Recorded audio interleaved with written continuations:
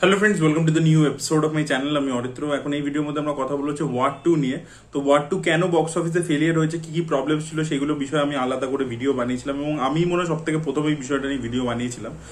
এবার নতুন একটা আপডেট উঠে আসছে, সেটা হচ্ছে যে জুনিয়র এনটিআর নাকি ওয়ার 2 এর এন্ডিং চেঞ্জ করেছেন। প্রথমে নাকি এন্ডিংটা এরকম ছিল যে জুনিয়র এনটিআর এর ক্যারেক্টার শেষে মারা যাবে এবং জুনিয়র এনটিআর আদিত্য চোপড়াকে বুঝিয়েছেন যে আমি যেহেতু তেলেগু বেল্টের হিরো এবং সেখানে অডিয়েন্স, আমার ফ্যান ফলোয়িং যারা রয়েছে, সেই ফ্যান্সরা কিন্তু পছন্দ করবে না যে আমি সিনেমার এন্ডে মরে যাব। তো তাই জন্য আমার ক্যারেক্টারটাকে মেরে ফেলো না, এবং সেই অনুযায়ী চেঞ্জেস করা হয়েছে এবং তাই জন্য নাকি ওয়ার 2 ফ্লপ হয়েছে। ওয়ার 2 এর স্ক্রিপ্ট নিয়ে যে ক্রিটিসিজমটা হচ্ছে সেটা নাকি সেই কারণে হচ্ছে যাতে জুনিয়র এনটিআর ইন্টারফেয়ার করেছে সেই কারণে। এবার দেখুন, এই খবরটা এর আগে কখনো ফ্লোট হলো না। ছবি যেই ফ্লপ হলো তখনই এটা ফ্লোট করছে। এটা তার মানে কি যে ভাই পয়সা দিয়ে, এই দেখবেন বলিউডের তো একটা টেন্ডেন্সি যে আমির খান নিজের ছবির ফেলিয়ারের দায় অন্য লোকের ঘাড়ে চাপিয়ে বেড়াচ্ছে। যেরকম থাগস অফ হিন্দুস্তান ছবিটা যখন তুমি করেছিল তখন তুমি মনে হয়েছিল কি মাস্টারপিস ছবি নাকি?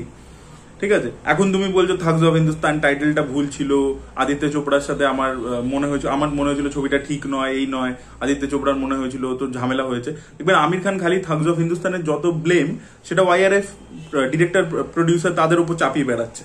ঠিক আছে, তো হিরো হিসাবে এবং সে নিজের ছবির মধ্যে কতটা ইনভলভ থাকে আমরা প্রত্যেকেই জানি। তো সেখানে সে নিজের কাঁধে ব্লেমটা নিচ্ছে না। এবার সেম জিনিসটা কিন্তু এখন ওয়াইআরএফ করছে। এবার ওয়াইআরএফ আদিত্য চোপড়া তো পাবলিকের সামনে আসে না, তাই এগুলো পিআর দ্বারা মিডিয়ার কাছে সার্কুলেট করে দিচ্ছে এবং তারা কোথাও গিয়ে এটাকে নিয়ে আর্টিকেলস করছে।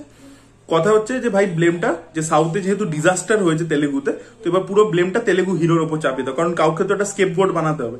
এক স্কেপগোট বানানো হচ্ছে জুনিয়র এনটিআরকে এবং সেকেন্ড স্কেপগোট বানানো হচ্ছে অয়ন মুখার্জিকে। তার হাত থেকে ধুম 4 কেড়ে নেওয়া হয়েছে।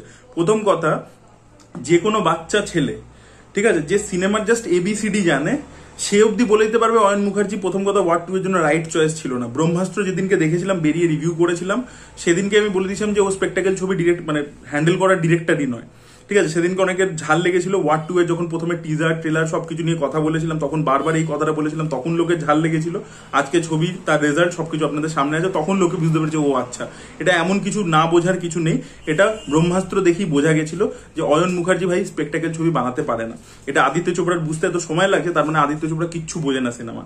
ঠিক আছে, বেসিক্যালি আদিত্য চোপড়ার দরকার ছিল একটা পাপের ডিরেক্টর যে ওর কথায় হ্যাঁতে হ্যাঁ বলবে, নাতে না বলবে, এবং সেই কারণে ধুম 4 ওকে দিয়ে করাচ্ছিল। এবার যেহেতু এখন ট্যাঙ্ক করে গেছে, তাই ধুম 4 ওকে দিয়ে করাবো না। এবার আরেকটা নেক্সট পাপের ডিরেক্টর খুঁজছে। লোকে লিখছে সিদ্ধার্থ আনন্দ থাকতে কেন ও নতুন ডিরেক্টর খুঁজছে, তার কারণ হচ্ছে যে সিদ্ধার্থ আনন্দের নিজের একটা ভিশন আছে।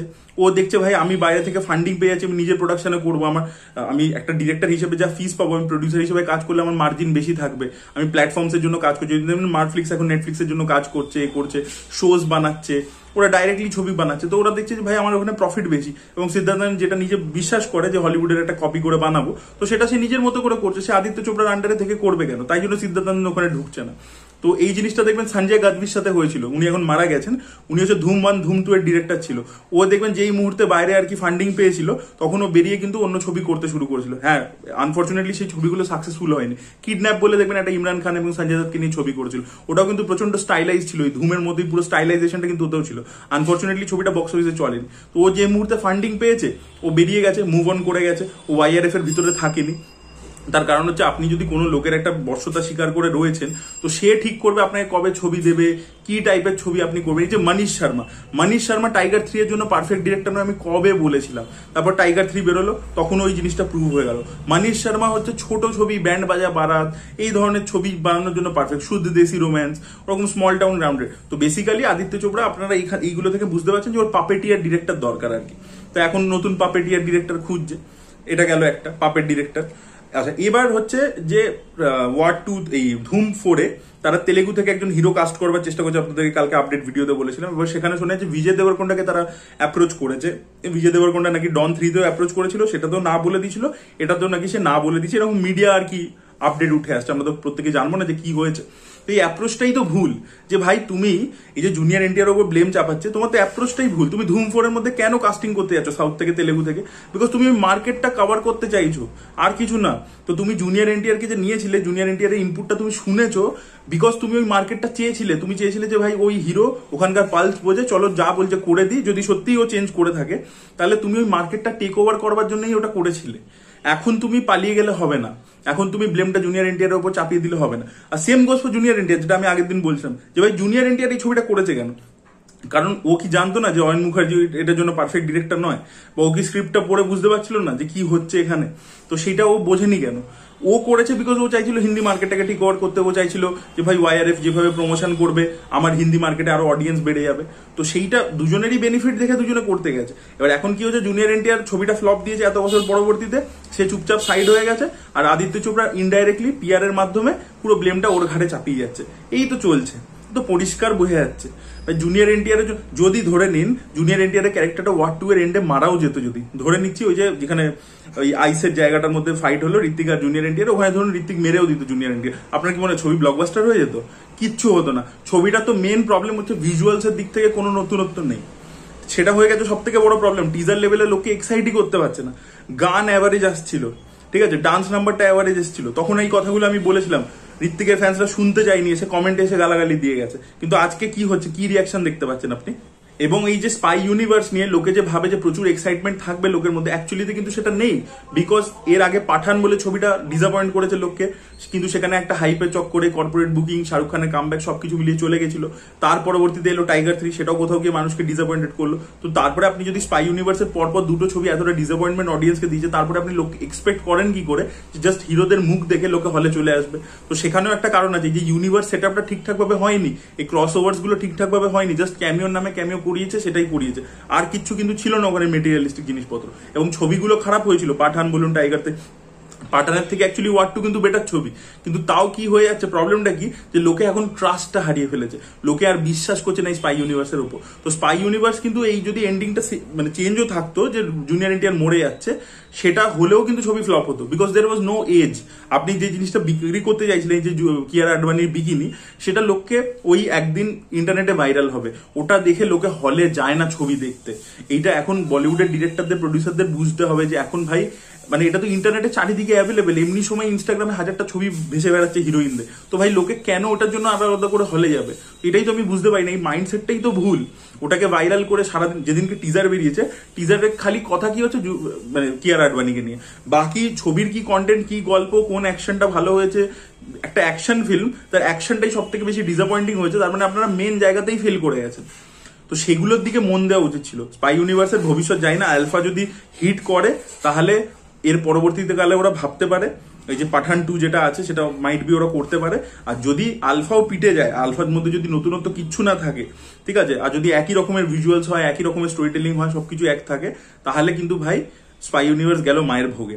অলরেডি এই ছবিটাতে হিউজ লসেস হয়েছে, এবং যে ডিস্ট্রিবিউটার আছে তেলেগুর নাগাবংশী, ওদেরকে আবার টাকা ফেরত দিতে হয়েছে, 22 কোটি টাকার মতো ফেরত দিচ্ছে এরা, ওয়াইআরএফ ফেরত দিচ্ছে, আপনাদেরকে কালকে আপডেটে বলেছিলাম। আর এছাড়া নাগাবংশীর কতটা মানে ইমেজটা টার্নিশ হয়ে গেছে, নাগাবংশীর ট্র্যাক রেকর্ডের উপর লোকে ভরসা করতো, ওখানকার ডিস্ট্রিবিউটাররা তেলেগু, তারা এখন যারা সাব ডিস্ট্রিবিউটার ছোট হয়, তো তারা এখন এক্সিবিটার ডিস্ট্রিবিউটার, তারা আর কি ওর উপর ভরসা করছে না। ওর যে আপকামিং ছবিটা আসছে মাস যাত্রা বলে, সেটা তো যেহেতু ট্রেলার অতটা ভালো রেসপন্স পায়নি, ও বলছে স্ক্রিনিং করাও, আমাদেরকে আগে ছবি দেখাও, তারপরে আমরা দাম ফিক্স করবো। অলরেডি দাম কমিয়ে দিয়েছিল, বিকজ কিংডম ছবিটা ফ্লপ হলো, ওয়ার্ড 2 ফ্লপ হলো, তারপরে ও দাম এমনিতেই কমিয়ে দিয়েছিল প্রাইসটা, ডিস্ট্রিবিউশনের রাইটস প্রাইস, বাট তারপরে ওরা বলছে আমরা ছবি দেখে তারপর ডিসাইড করবো। তো তাই জন্য মাইট বি তো অগস্টের এন্ডে ছবিটা আসার কথা ছিল, সেটা পিছিয়ে যেতে চলেছে, সেটা সেই সময় রিলিজ করবে না। তো ওয়াইআরএফ নিজে তো ডুবলো, সিতারা এন্টারটেনমেন্টকেও সাথে ডুবিয়েছে আর কি। এবং এর পরবর্তীতে তেলেগু থেকে কোনো হিরো ওদের পক্ষে ওরা যেটা ধুম ফোড়ে করতে চাইছে, এটা কিন্তু খুব ডিফিকাল্ট হয়ে গেল, বিকজ জুনিয়র এনটিআরকে ওরা যেভাবে প্রেজেন্ট করেছে ছবির মধ্যে, তারপরে ওরা কোনো এ লিস্টারকে কাস্ট করতে পারে। প্রভাস তো দেখুন করবে না বলে দিয়েছে, রামচরণও বুঝে গেছে ভাই আমি অন্য কোনো ইন্ডাস্ট্রি ডিরেক্টরের সাথে কাজ করলে আমার কি অবস্থা হয়, গেম চেঞ্জারে ও দেখে নিয়েছে, সেটা তেলেগু তামিল ছিল, বাট ও বুঝে গেছে ভাই হিন্দি ডিরেক্টররা, যেহেতু জুনিয়র এনটিআরের সাথে এক্সপিরিয়েন্সটা হয়েছে, প্রভাসের সাথে আগে হয়েছে, ও দেখছে ভাই আমি থাকবো না এটার মধ্যে। আল্লু অর্জুন তো ছেড়েই দিন, ও তো নিজের কাজে ব্যস্ত রয়েছে, তো আপনি কোনো এ লিস্টারকে কিন্তু এখানে রোপ ইন করতে পারবেন না, ঠিক আছে, এটা পরিষ্কার একদম হয়ে গেছে। আর ওই যা ডিবাকেল হয়েছে, আর টায়ার 2 লেভেলে যে স্টার্সরা আছে, বিজয় দেবরকোন্ডা না বলে দিচ্ছে, নানি ভাই স্ক্রিপ্ট ভালো না হলে ধার ধারে না, ওকে আপনি যতই ভালো ছবি দিয়ে দিন ও করবে না, মানে ভালো ছবি ইন দ্য সেন্স আমি বড় ছবির কথা বলছি, বড় ফিস, নানি করবে না। আর কে রয়েছে সেরকম ভাবে, আর তো কোনো হিরো নেই। আর বাকি আপনার স্টার্স এর কাছে যেতে হবে, যাদের কিন্তু এখন ওই মার্কেটে সেইভাবে নিজেরই ভ্যালু নেই, যেরকম আর কি ব্রহ্মাস্ত্র ক্ষেত্রে করেছে, যে নাগার্জুনাকে নিয়েছে, বা নাগার্জুনা 80s এর একটা হিরো, তার আজকের দিনে তো আর ওই লেভেলে স্টারডাম নেই। জুনিয়র এনটিআর, প্রভাস, আল্লু অর্জুন, এদের মতো মহেশ বাবু তো আগেই বলে দিয়েছে বলিউডের সাথে কাজ করবো না। তো এখন এই যে ওয়াইআরএফ এর এই যে স্ট্র্যাটেজিটা ওটা ওরা করতে পারবে না, তেলেগু মার্কেটে অ্যাটলিস্ট পারবে না। এবার হতে পারে ওরা তামিল থেকে কাউকে নিল, ঠিক আছে, তামিলেও এই লিস্টারদের কাউকে হাত লাগাতে পারবে না। আর বিয়ের মধ্যে দেখা যায়, তবে শিবা কার্তিকে করবে বলে আমার মনে হয় না, বা বিক্রম টিক্রম যাই না কি হবে।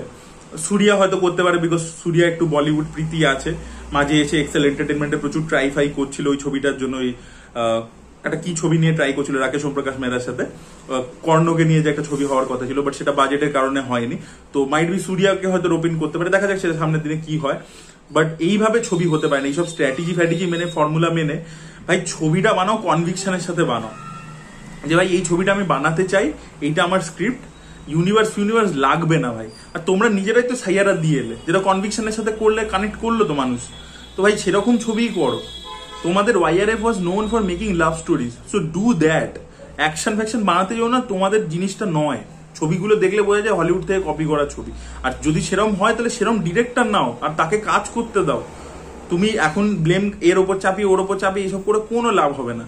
যদি তোমার স্ক্রিপ্ট ভালো না হয়, ডিরেক্টরের কোনো অরিজিনাল ভয়েস না থাকে, সে যদি মাস সিনেমা না বোঝে, তাহলে ভাই ছবি করলে যত খরচা করে নাও, যে বড় স্টার নিয়ে নাও, আলটিমেটলি লাভের লাভ কিছু হবে না। আর এরপরে আপনাদেরকে বলে দিলাম, যদি পাঠান 2 ওরা বানায় আর এই সেম ফর্মুলা দিয়ে খেলতে যায়, তাহলে ভাই পাঠান 2 ও ফ্লপ করবে। আপনারা দেখে নিন মিলিয়ে, একদম 100% এটা হবে ভবিষ্যতে। তো এটাই বলা ছিল। আপনাদের কি ওপিনিয়ন অবশ্যই কমেন্টে জানাবেন। Thank you so much, bye by.